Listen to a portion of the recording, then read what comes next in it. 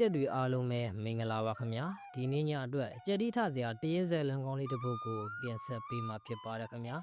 ဒီအဖြစ်အပျက်ကလွန်ခဲ့တဲ့9နှစ်လောက်ကကွန်မန့်တက်ဆိုတဲ့လူငယ်တစ်ယောက်ကိုယ်တိုင်ကြုံတွေ့ခဲ့ရတဲ့အဖြစ်အပျက်လေးပဲဖြစ်ပါတယ်အဲ့ဒီနေ့က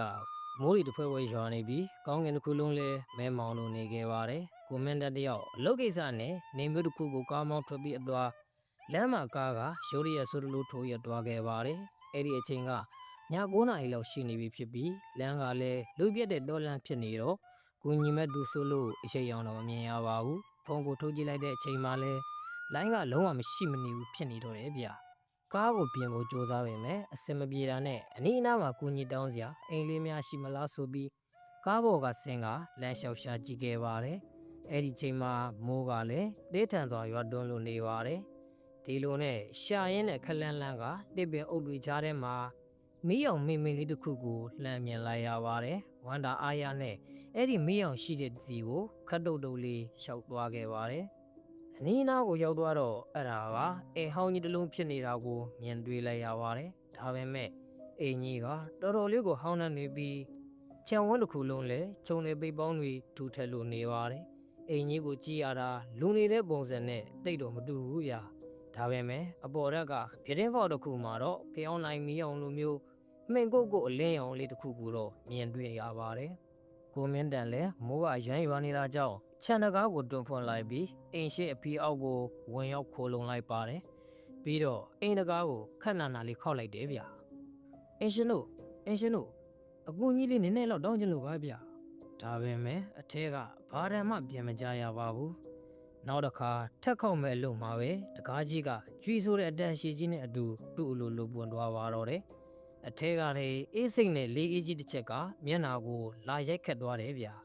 အဲ့ဒီထဲမှာအမွှေးတိုင်းနဲ့ဟောင်းနှမ်းနှမ်းနဲ့တွင်းညီနှက်လိုအနံ့ဆိုးကြီးတစ်ခုကိုလည်းရောနှောပြီးပါလာတယ်ဗျအိမ်ထဲကိုလှမ်းကြည့်လိုက်တော့မှောင်မဲနေပြီးဘာဝမှတိတိကျကျမမြင်ရပါဘူးအရှင်တို့အခုလိုခေါ်လိုက်တဲ့အချိန်မှာတော့အိမ်အပေါ်ဓာတ်ကနေလှေကားစီကိုဆင်းလာတဲ့ခြေတံလေးတစ်ခုကိုတော့ကြားလိုက်ရတယ်ဗျလှေကားပေါ်ကတစ်ထစ်ချင်းဆင်းလာတဲ့အတန်နဲ့အတူမိမကြီးတယောက်ရဲ့အော်ရှာရှာအတန်ကြီးတစ်ခုကိုပါကြားလိုက်ရပါတော့တယ်ဘသူလဲဒီအချိန်ကြီးဘသူရောက်လာတာလဲအတန်ရှင်ကအောက်ထက်ကိုရောက်လာတော့ကိုမင်းတန်တယောက်လန့်သွားပါတယ်အဲ့ဒီလူကအသက်80လောက်ရှိမဲ့အဖွားအိုတယောက်ဖြစ်ပြီးမျက်လုံးနှလုံးကလည်းအဖြူရောင်အဖြစ်ကိုပြောင်းနေတယ်ဗျသူ့လက်ထဲမှာလည်းဖျောင်းနိုင်ဟောင်းတောင်ကိုကင်ထားပြီးလေကားတဲ့ဘောကနေတစ်ထစ်ချင်းအောက်ကိုဆင်းလာနေတော့တယ်ဗျကျွန်တော်ခရီးသွားရင်ကားပြတ်သွားလို့ပါဖွာဖုံးဆက်ဖို့လေးပဲဖြစ်ဖြစ်မိုးခုဖို့လေးပဲဖြစ်ဖြစ်အကူကြီးလေးလိုချင်လို့ပါဗျအဖွာအိုကကိုမင်းတန်ကိုမျက်လုံးဖြူကြီးတွေနဲ့စိုက်ကြည့်ပြီးပြုံးပြလိုက်ပါတယ်သူ့ရဲ့အပြုံးကရမ်းကိုကြောချန့်စရာကောင်းနေတော့တယ်ဗျဝန်လန်ကလေးကောင်းလေးဒီမှာမင်းကိုစောင့်နေတာကြာလာပြီဖွာအိုကအဲ့လိုပြောပြီးအိမ်ထဲကိုလှည့်ဝင်သွားပါတော့တယ်အဲ့ဒီချိန်မှာကိုမင်းတန်တယောက်မတင်ကားစိတ်တွေဝင်လာပေမဲ့အပြင်ကလည်းမိုးတွေတင်းနေတာကြောင့်အဖွာအိုနောက်ကိုဖြည်းဖြည်းချင်းလိုက်ပါသွားခဲ့ပါတယ်အိမ်ထဲကပရိဘောကအဟောင်းတွေကအများကြီးရှိနေပြီးနေရာတိုင်းမှာလည်းပေကူအိမ်တွေအပြည့်ပဲဖြစ်နေတော့တယ်ဗျအဖွာအိုကအေကန်းထဲကတစ်သားကလက်ထိုင်အဟောင်းကြီးတစ်လုံးမှာထိုင်လိုက်ပြီးကိုမင်းတန်ကိုလက်ရပြလိုက်ပါတယ်ထိုင်လေအပြင်မှာချမ်းလာတယ်မဟုတ်လားရှင်ကြီးချင်းလေးပါလီတောက်ပါဦးရပါတယ်ဖွာကျွန်တော်မိုးတိတ်တာနဲ့ပြန်ထွက်မှာပါအခုလိုဖြေပြီးတဲ့နောက်မှာတော့ကိုမင်းတဲ့အကြီးတွေကနိုင်ငံမှာချိတ်ထားတဲ့ဓာတ်ပုံဟောင်းကြီးတစ်ပုံစီကိုရောက်ရှိလို့တွားခဲ့ပါတယ်အဲ့ဒီဓာတ်ပုံတွေကမိသားစုပုံမှာအခုမြင်နေရတဲ့အဖွာအိုရဲ့အမျိုးသားတယောက်ရဲ့ပြီးတော့ကလေးငယ်တယောက်လည်းပါဝင်နေတယ်ဗျဒါပေမဲ့ထူးဆန်းတာကဓာတ်ပုံတွေကလူတယောက်စလုံးရဲ့မျက်လုံးတွေမှာအနီရောင်ဆေးတွေနဲ့ကန့်လက်ပြချထားတာကိုမြင်တွေ့လိုက်ရပါတယ်ကိုမင်းတဲ့ကြိုးတဲ့စိတ်ငင်းနေဖြစ်သွားပြီးအဖွားကိုလှမ်းကြည့်လိုက်တော့အဖွားကသူ့ကိုမကြည့်မနေတော့ပဲအပေါ်ဓာတ်ကလေကားစီကိုမျက်နှာမူပြီးတယောက်တည်းစကားတွေပြောနေတော့တယ်ဗျဆင်းခဲ့ကြတော့လေဒီမှာအဲ့တဲ့ရောက်နေပြီသူလေးဗိုက်စာနေရောပေါ့အဲ့ဒီချိန်မှာပဲအပေါ်ဓာတ်ကနေလေးလံတဲ့ခြေလမ်းကြီးနှစ်ခုပြိုင်လူဆင်းလာတာကိုကြားလိုက်ရပါတယ်ကိုမင်းတန်တယောက်တတွေးကိုအနိုင်နိုင်မျိုးချလိုက်ပြီးကြောက်စိတ်တွေကအထွတ်ထိပ်ကိုရောက်သွားခဲ့ပါတယ်ဒါနဲ့အဖွားအိုကိုအတင်းနှုတ်ဆက်ပြီးထွက်ပြေးဖို့ဆုံးဖြတ်လိုက်ပါတယ်အဖွားကျွန်တော်တော့ရမယ်ဗျခ ကားထဲမှာပဲခိုးလိုက်ပါတော့မယ်နော်ကိုမင်းတန်လေတကားပေါက်စီကိုကပန်းကရန်ပြီးသွားကတကားလက်ကင်ကိုအတင်ဆွဲဖွန်မာတော့တယ်ဒါပေမဲ့စောစောကအလွတ်တကူပွန်သွားခဲ့တယ်တကားကြီးကအခုတော့ဘလို့မှဆွဲဖွန်လို့မရတော့ဘူးဖြစ်နေတော့တယ်ဗျတော့ကထားတယ်လို့မျိုးကိုမြင်လို့နေပါတယ်အနောက်ကိုလှည့်ကြည့်လိုက်တဲ့အချိန်မှာတော့အဖွားအိုကဘယ်ချိန်ကလေးကရောက်နေမှမတည်အောင်ရောက်ရှိနေခဲ့ပါပြီလက်ထက်ကဖျောင်းနိုင်မီးအောင်မင်းအောက်မှာအဖွားအိုရဲ့ဖြူရော်နေတဲ့မျက်လုံးကြီးတွေနဲ့အတူပြိုးစီမျက်နှာကြီးနဲ့သူ့ကိုစိုက်ကြည့်နေတော့တယ်ဗျာဘယ်တော့မှလဲကောင်းလေးထမင်းစားရအောင်မလဲ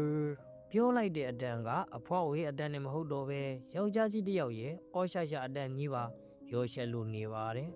ကိုမင်းတန်တယောက်လမ်းဖြင်ပြီးနောက်ကိုဆိုရင်နဲ့ထမင်းစားကန်းဘက်ကိုရောက်သွားတော့တယ်ဗျာ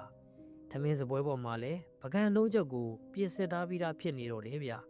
ဒါပေမဲ့ပကံတွေကဟာတွေကထမင်းတွေမဟုတ်တော့ပဲပူပါနေတဲ့အတားရုံးတွေနဲ့လောက်ကောင်တွေအပြစ်ဖြစ်နေတာကိုမြင်တွေ့လိုက်ရပါတယ်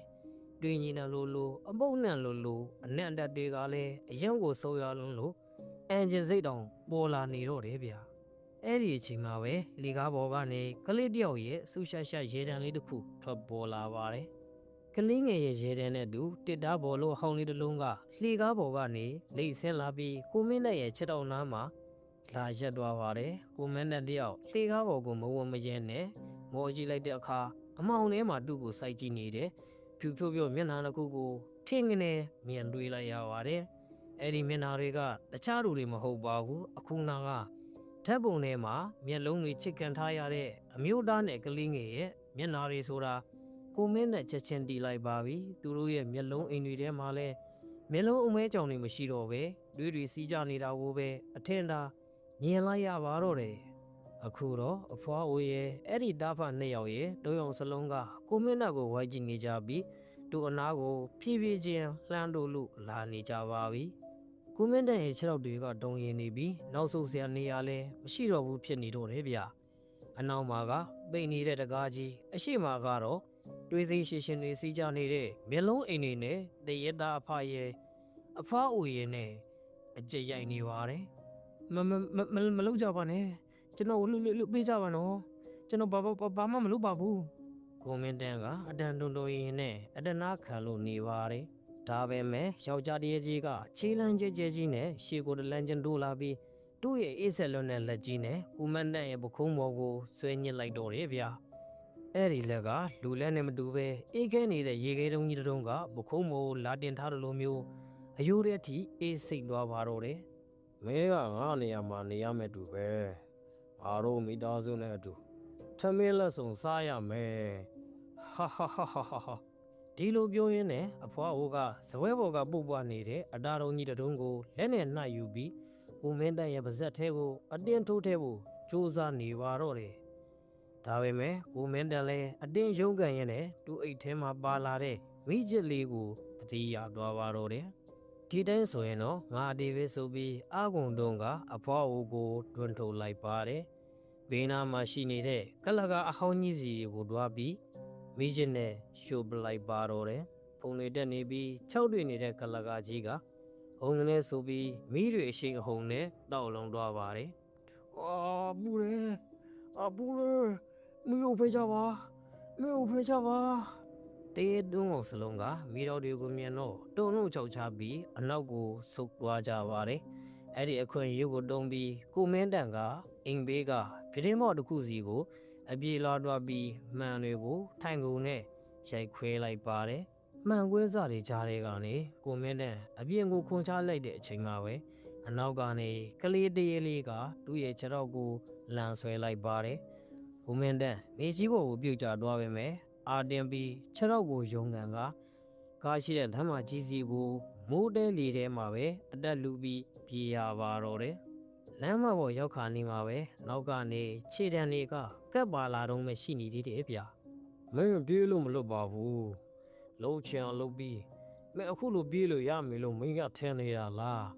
ငါစီပြန်လာခဲ့စမ်း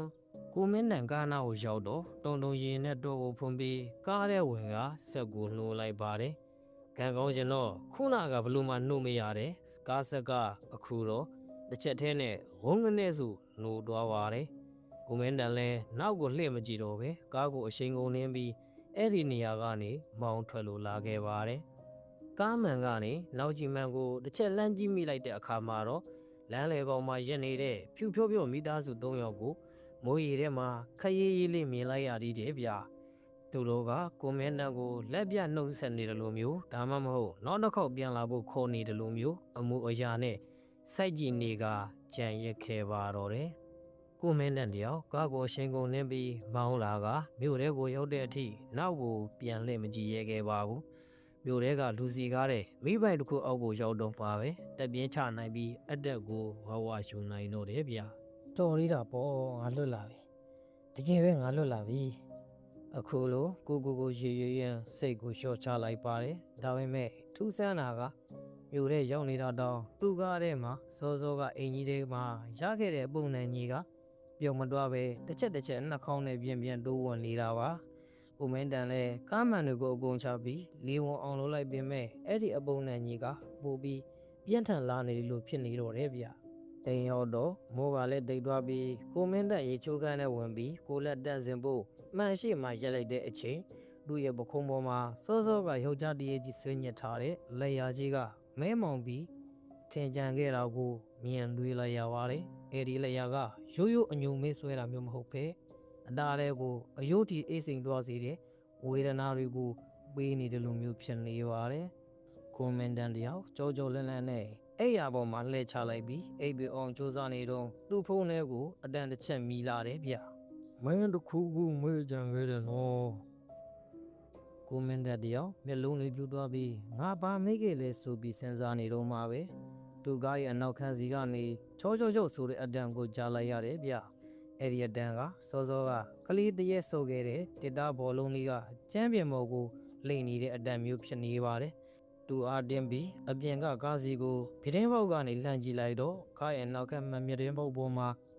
လက်တီလေးတစ်ဖက်ကမှန်ကိုပုတ်ဆွဲနေတာကိုလာမင်းအောက်မှာထင်းရှာမြင်တွေ့လိုက်ရပါတယ်ရုတ်ရည်ဒူနာထဲမှာအဖွားအိုရဲ့အော်ရှာအတန်ကြီးကကက်ပြီးပြောလိုက်တမျိုးလိုလဲထည့်ပြီးကြားလိုက်ရပြန်ပါတယ်ငါတို့ကမင်းနောက်ကိုလိုက်ရတာလေမင်းကငါတို့မိသားစုဝင်ဖြစ်သွားပြီပဲဟာအဲ့ဒီအချိန်မှာကိုမင်းနဲ့လမ်းပြန်ပြီးအော်ရဲ့ခါအနောက်ဘက်ကိုလှည့်ကြည့်လိုက်တဲ့အချိန်မှာတော့သူ့ရဲ့အိတ်ခမ်းတရခါဝါမှာမျက်လုံးမရှိတဲ့မိသားစုတွေးအောင်စလုံးကရက်နေပြီးသူ့ကိုပြုံပြနေပါတော့တယ်ကဲပရိသတ်ကြီးတို့ရေကိုမင်းတန်တယောက်အဲ့ဒီတရက်မိသားစုရဲ့လက်ကနေတကယ်ပဲလွံ့မြောက်နိုင်အောင်မလားဆိုတာကတော့ရှင်းလေးစရာပါပဲဗျာဒီနေ့ညအတွက်တင်ဆက်ပေးခဲ့တဲ့အိမ်ဟောင်းကြီးတဲ့ကမကျွတ်လွတ်တဲ့တရက်မိသားစုဆိုတဲ့ဇလန်းလေးကတော့ဒီနေရာနဲ့ပြီးဆုံးသွားပါပြီနားဆင်ပေးကြတဲ့ပရိသတ်တွေအားလုံးကိုကျေးဇူးအထူးတင်ရှိပါတယ်ဗျာနောက်ထပ်လည်းကြောက်စရာကောင်းတဲ့ဇလန်းလေးတွေကိုတင်ဆက်ပေးအောင်မှဖြစ်လို့စောင့်မျှော်အားပေးကြပါဦးနော်အားလုံးပဲထိတ်လန့်စရာကောင်းတဲ့ညလေးတစ်ညဖြစ်ပါသေးဗျာ